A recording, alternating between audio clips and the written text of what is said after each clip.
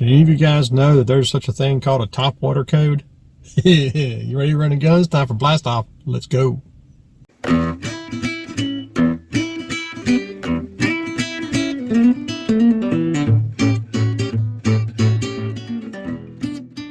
Hey guys, Todd here with you. Welcome back to Bassin 101.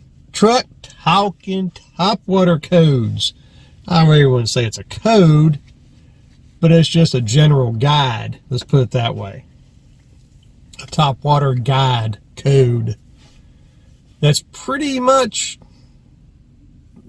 in a way it's self-explanatory, but in a way it's pretty well proven.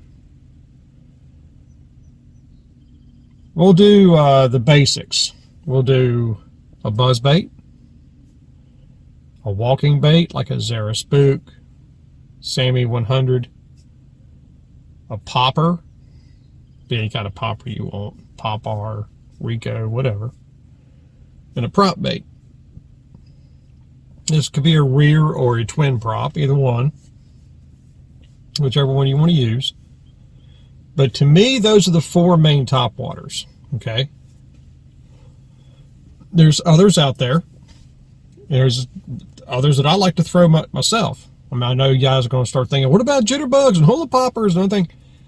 I'm leaving those out, but you can kind of figure out where I'm going with this. If you're fishing a shallow water area, or what I call a flat water area, flat water just basically means that the water depth gradually gets deeper.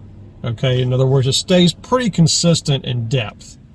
And we're talking anywhere from 2 foot to 10 foot, basically.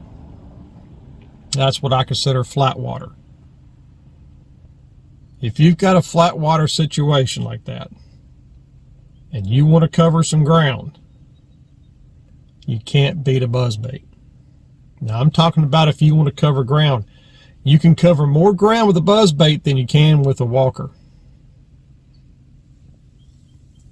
I'm saying that because a walker is a slower presentation compared to a buzzbait. So if you've got flat water and you want to cover ground and look for the aggressive fish, you can't beat that buzzbait. Now what if you're in the same type of water and you have cover? Well, when you have cover, after you go through that area with the buzzbait, go back through it with a prop bait. Now again, prop bait is more of a shallow water type presentation. It's what I call an individual fish bait, and it's an agitator. So I'd go back through the area where there's brush piles or grass, whatever it is, and start working that prop bait. That's a slower presentation. You're not going to cover water like you would with a buzz bait. Okay. Now what if you've got points and steep drop-offs, things like that, and you want to cover water? Now your walkers come into play and your poppers come into play. I say that because with all the articles I've read and a lot of the pros I've been able to talk to over the years will all say that a walker and a popper is the best open water bait over all the buzz baits, prop baits, things like that. And I agree. I agree. When it comes to open water and you're just fan casting, let's say post spawn when the shad spawn's going on, and you're just fan casting areas around points and things like that, man, a walker and a popper is hard to beat. I will admit that, and I've done it on this show on the water. You guys have seen me do it.